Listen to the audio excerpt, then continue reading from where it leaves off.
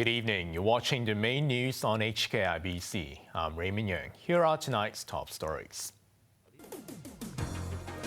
Government ministers try to canvass support for a controversial labor importation plan. Downpours lash Hong Kong, with the new territories recording the heaviest rainfall. And whistleblower Daniel Ellsberg, who exposed the truth about the Vietnam War, dies at the age of 92.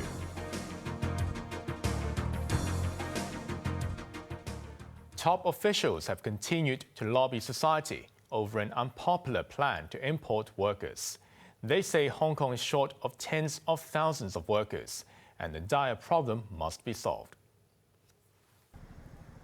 The uphill battle continues for the government to convince society that its controversial labor importation scheme is necessary and will not hurt local employment. Leading the latest lobbying effort is Chief Secretary Eric Chan, who came prepared with statistics on a commercial radio program this morning. The government number 2 noted that since 2018, the city's labor force has shrunk by more than 200,000. Over 70%, or 160,000, of those were low-skilled workers, and Chen argued that everyone will suffer if the problem is not addressed. Construction firms will be the biggest winners under the plan, as the sector will be allowed to hire up to 12,000 workers from the mainland and overseas. Development Chief Bernadette Lin explained that with so many applications in the coming years, there is a need to streamline the mechanism. Work is now in full swing to draw up the details of the plan before it is vetted by a new committee under the Development Bureau. That committee will be also comprising of representatives from both the employers and the employee unions, which are very familiar with the construction sector. We will consult them on the shortage trades and also the median wages, and also on this question of whether there should be sub-quotas for the individual trade in shortage within the sector. While the scheme is not permanent, Lin admitted it would be unrealistic to think that it will end soon, as Hong Kong will be missing 40,000 construction workers in the coming 5 years. The red rainstorm warning was issued for 2 hours this afternoon as downpours pelted the city. Umbrellas were put to good use as parts of the new territories recorded the heaviest rainfalls today. Tuen Mun received 68 millimeters of rain, while Yuen Long and Sha Tin each had up to 58 millimeters. Floods in Yuen Long trapped a car, forcing it to stop in the middle of the road. The observatory issued the red rainstorm warning just after 2 p.m., replacing it with the amber alert 2 hours later, before cancelling all signals just after 5 p.m. More rain is expected tomorrow, but it won't be as heavy as today. The government plans to launch an after-school care program that will benefit grassroots families. Chief Secretary Eric Chan hopes to expand the project across the city if a pilot scheme is successful. Chloe Wong reports. Working parents are often forced to leave their children unattended at home when they return from school. In a bid to prevent mishaps when children are unsupervised, the government is joining forces with schools and non-profit organizations to launch an after-school care program for primary and secondary students. Speaking on commercial radio this morning, Chief Secretary Eric Chan said students from low-income families will not have to pay. Dozens of schools across the city will join a pilot scheme starting in September. Chen said the project will benefit both parents and students. Older students could learn something useful, such as career planning and financial management, during the after-school sections that will last 2 to 3 hours. The Social Welfare Department has been running a similar program for years, but participants have to pay to join. the government has set aside $19 million for the one-year pilot scheme, which will benefit 3,000 students. Chloe Wong, HKIBC. 18 people have been convicted of rioting during the siege of Polytechnic University in 2019. The defendants appeared at the district court this morning to learn their fate following their trial. District Judge Douglas Yao said over 2,000 protesters gathered in Yau Ma Tei on the night of November 18, 2019, and bricks were thrown. Over 200 petrol bombs were found, indicating that it was a riot. Yao said the defendants must have known about the severity of the situation, as the government had been releasing updates. All 18 were remanded in custody and will be sentenced on the 15th of next month. The United States is not expecting a breakthrough during Secretary of State Antony Blinken's visit to China tomorrow, but the top American diplomat is stressing the need to keep in touch. We can make sure that we are communicating as clearly as possible to avoid, as best possible, misunderstandings and miscommunications. Because if we want to make sure, as we do, that the competition that we have with China doesn't veer into conflict, the place you start is with communicating. Blinken will be the highest level official from the Biden administration to travel to Beijing. His trip comes as relations between the two economic powerhouses sink to near rock bottom, with wide differences over politics, trade, and technology.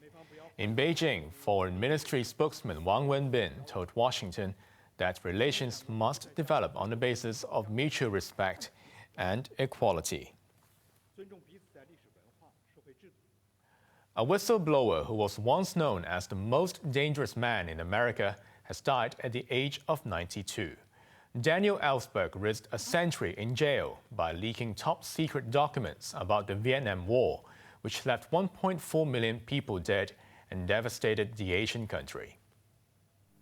Daniel Ellsberg shot to fame in 1971 when he leaked what became known as the Pentagon Papers.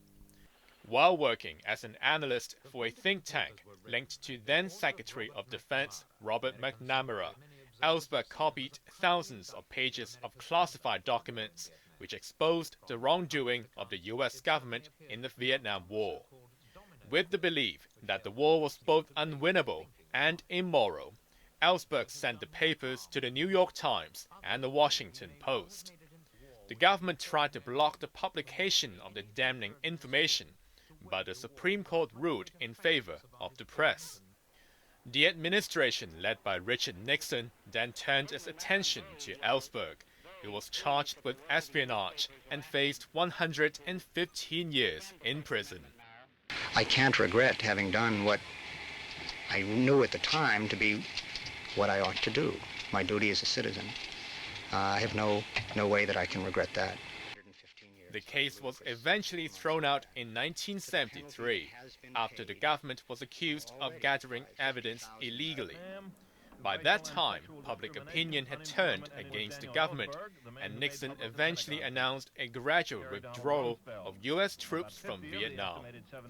Ellsberg continued to be a vocal activist, taking part in anti-war protests and supporting other whistleblowers, including Edward Snowden. But I fear for our rights. I fear for our democracy, and I think others should too. And I don't think actually that we are governed by people in Congress, the courts, or the White House who have sufficient concern for the requirements of maintaining a democracy. Ellsberg was diagnosed with pancreatic cancer early this year.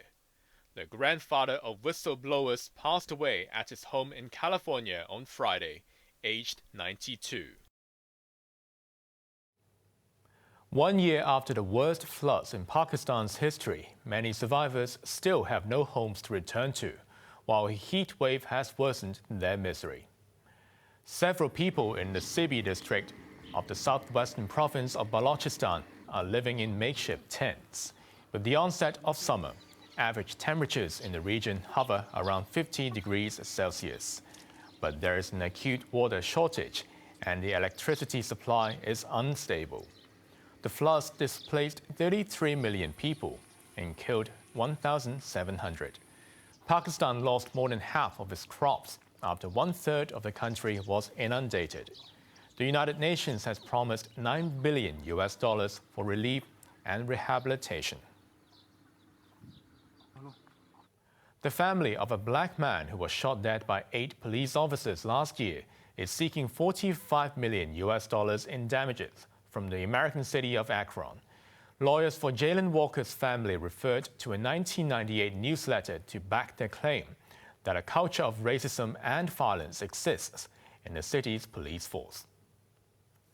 This newsletter demonstrates what Black and brown people have known since the inception of this country, which is that the racist foundations that breed police departments like this are breed officers who put 90 bullets towards a single human.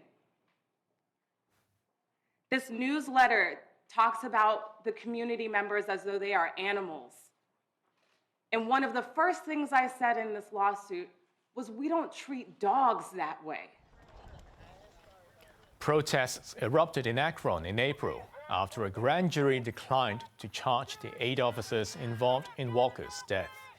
The 25-year-old was stopped for an alleged traffic violation. When he ran off, the officers fired 94 shots at him within less than 7 seconds. And finally, the weather. Squally thunderstorms at first tomorrow, followed by sunny intervals in the afternoon. Temperatures will range between 26 and 31 degrees. Brace for another hot spell early next week. Now let's take a look at the weather around the world.